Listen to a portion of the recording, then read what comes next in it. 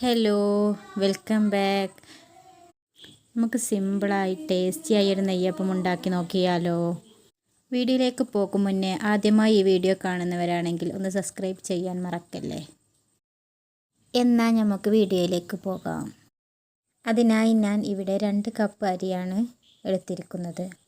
അതെല്ലാം കഴുകി വൃത്തിയാക്കിയതിന് ശേഷം നമുക്ക് 2-3 മണിക്കൂർ കുതിരാൻ വെക്കാം. അപ്പോഴേക്കും ഇതിനാവശ്യമായ ശർക്കരപ്പാനി നമുക്ക് റെഡിയാക്കിയെടുക്കാം. അതിനായി ഞാനിവിടെ 6 അച്ച് ശർക്കരയാണ് എടുത്തിരിക്കുന്നത്. അതിലേക്ക് 1 കപ്പ് വെള്ളവും ചേർത്ത് നമുക്കത് മെൽറ്റ് ചെയ്തെടുക്കാം. കുതിർത്തെടുത്ത അരി, 2 ടേബിൾ സ്പൂൺ ചോറ്, 2 ടേബിൾ സ്പൂൺ തേങ്ങ ചിരവിയത് നേരത്തെ ഉണ്ടാക്കി വെച്ച ശർക്കരപ്പാനിയും ചേർത്ത് ചെറിയ തരിയോട് കൂടി നമുക്ക് അരച്ചു കൊണ്ടുവരാം. അടിച്ചെടുത്ത മാവിലേക്ക് 1 കപ്പ് ഗോതമ്പൊടി ചേർക്കുക. ഗോതമ്പ് പൊടിക്ക് പകരം മൈദപ്പൊടി എടുക്കാവുന്നതാണ്. ഞാനിവിടെ ഗോതമ്പ് പൊടിയാണ് എടുത്തിരിക്കുന്നത്.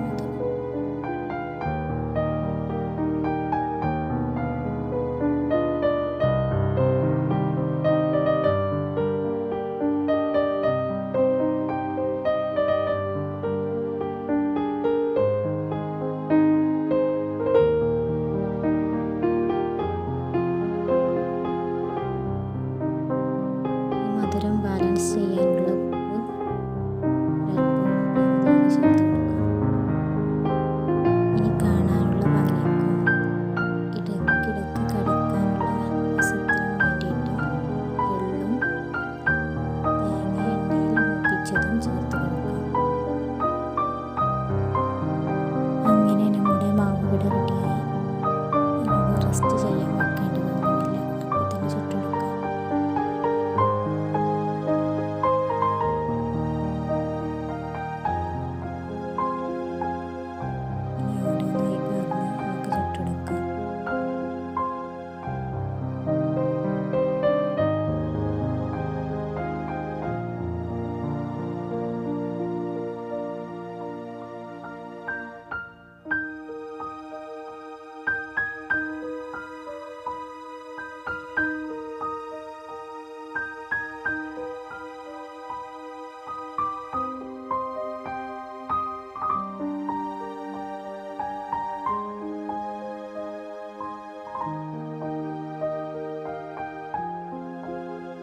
സിമ്പിളായി പെട്ടെന്ന് ഉണ്ടാക്കാൻ പറ്റിയ ടേസ്റ്റിയായ നെയ്യപ്പം ഇവിടെ റെഡിയായി.